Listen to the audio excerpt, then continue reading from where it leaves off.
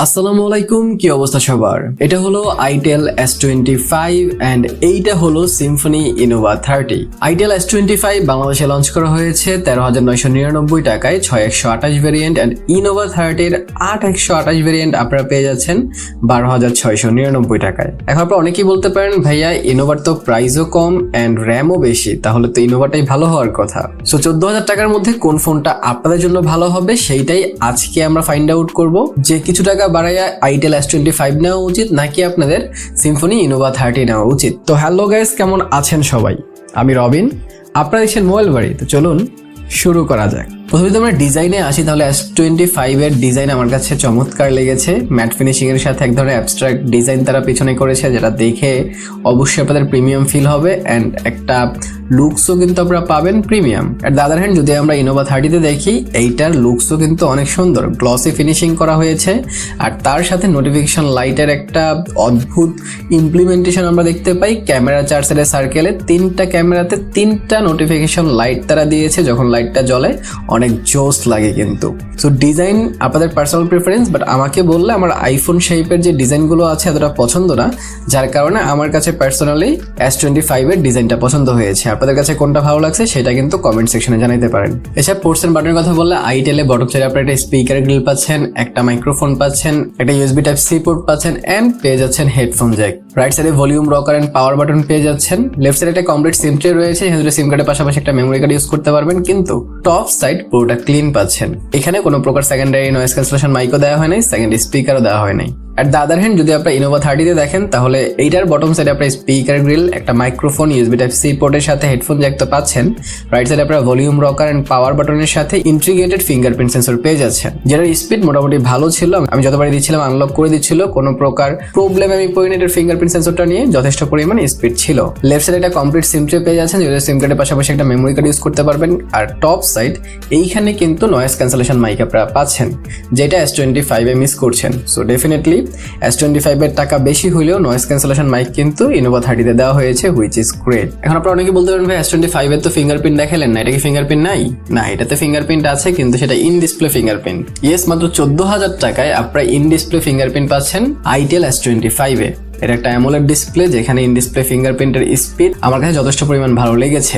Speed ভালো ছিল, speed যদি আরো খারাপ হইতো তারপরেও এটা এগিয়ে থাকতো, কারণ এই বাজেটে আপনি ইন ডিসপ্লে পাচ্ছেন, এইটাই অনেক বড় ব্যাপার ভাই। আমি কখনো চিন্তাও করি নাই যে 14,000 টাকায় ইন ডিসপ্লে ফিঙ্গারপ্রিন্ট দেওয়া সম্ভব, বাট আইটেল সেটা করে দেখিয়েছে। এর সাথে আমরা সামনের দিকে আসি, তাহলে আইটেলে আপনারা অ্যামোলেড ডিসপ্লে পাচ্ছেন 1 বিলিয়ন কালার সাপোর্ট, এটাতে 120 হার্জ এর রিফ্রেশ রেটের সাথে 800 নিটস পিক ব্রাইটনেস পাচ্ছেন। ফুল এইচডি রেজোলিউশনের ডিসপ্লে রয়েছে এখানে, আর তার সাথে 5 হোল ডিসপ্লে পাচ্ছেন এন্ড ফুল ভিউ এক্সপিরিয়েন্স সেটা থেকে আপনারা পাবেন। আমি বেশ কিছু কন্টেন্ট ওয়াচ করেছি এন্ড যেটা আমার কাছে খুবই ভালো লেগেছে, দেখতে অসম্ভব রকম সুন্দর দেখায় and full view almost symmetrical bezel আপনারা পাচ্ছেন, হালকা চিন নিচের দিকে পাবেন, বাট এইটাও এতটা নোটিসেবল না যখন আপনারা একসাথে ভালো রেজুলেশনের ভিডিও এটাতে প্লে করবেন। আর অ্যামোলেড ডিসপ্লে হতে কালারগুলো তো আরো পপ আপ লাগছিল এন্ড দেখতে অনেক সুন্দর লাগছিল। এট দ্য আদার হ্যান্ড যদি আমরা ইনোভা 30 কথা বলি, তাহলে এখানে আপনারা 6.56 ইঞ্চি একটি IPS HD প্লাস রেজুলেশনের ডিসপ্লে পাচ্ছেন, তাহলে 90 হার্জ এর রিফ্রেশ রেট রয়েছে এখানে। এটাও 5 হোল ডিসপ্লে, কিন্তু বেজেল আপনারা অনেক বড় বড় পেয়ে যাচ্ছেন, যদিও এটা অনেকদিন আগে আসছে মার্কেটে, তারপরেও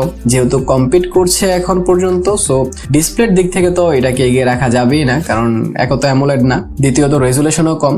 সো সব দিক থেকে এটা পিছিয়ে থাকবে ডিসপ্লে সেকশনে। তাছাড়া out of the box Innova 30 তে আপনারা অ্যান্ড্রয়েড 13 পেয়ে যাচ্ছেন, আর out of the box Android 14 পাচ্ছেন আইটেল S25 এ। তাছাড়া আমরা পারফরমেন্স সেকশনের কথা বলি, তাহলে এইখানেও পার্থক্য রয়েছে।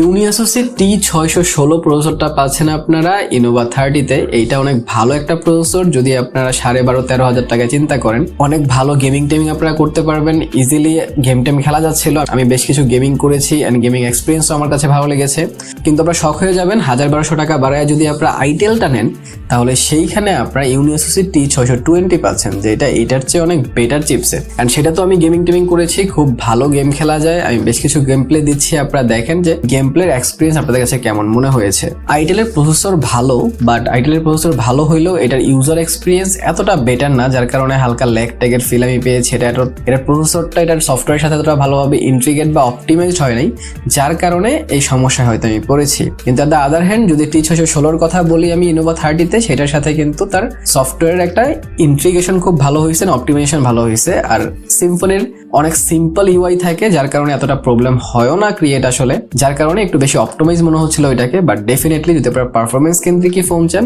ইনোভা 30-র চেয়ে আইটেল S25 বেটার হবে ডেফিনেটলি। কিন্তু এইদিকে বেটার হইলেও বেটার হইতে পারবে না ক্যামেরা সেকশনে। আইটেলে আপনারা 50 মেগাপিক্সেল মেইন সেন্সর পাচ্ছেন, আর ফ্রন্টে আপনারা 32 মেগাপিক্সেল ক্যামেরা পাচ্ছেন। কিন্তু at the other hand Innova 30তে আপনারা 108 মেগাপিক্সেলের মেইন সেন্সর পাচ্ছেন, আর ফ্রন্টে আপনারা 8 মেগাপিক্সেল ক্যামেরা পেয়ে যাচ্ছেন। আমি দুটার ক্যামেরার বেশ কিছু পিকচার আপনাদের সাথে শেয়ার করছি, আপনারা দেখেন যে 108 মেগাপিক্সেল হইলেও আপনাদের কি মনে হয় যে অতটা পার্থক্য আছে S25 এর সাথে? সেটা আমি কমেন্ট সেকশনে জানান। আমি বেশ কিছু ছবি শেয়ার করছি, আপনারা দেখতে পারেন যে কোনটার ক্যামেরার পিকচার কোয়ালিটি আপনার কাছে বেটার লেগেছে। ডেফিনেটলি 32 মেগাপিক্সেল সেলফি হওয়াতে S25 এ কিছু সেলফি বেটার মনে হবে আপনাদের, বাট স্টিল ডিসেন্ট সেলফি কিন্তু উঠছিল।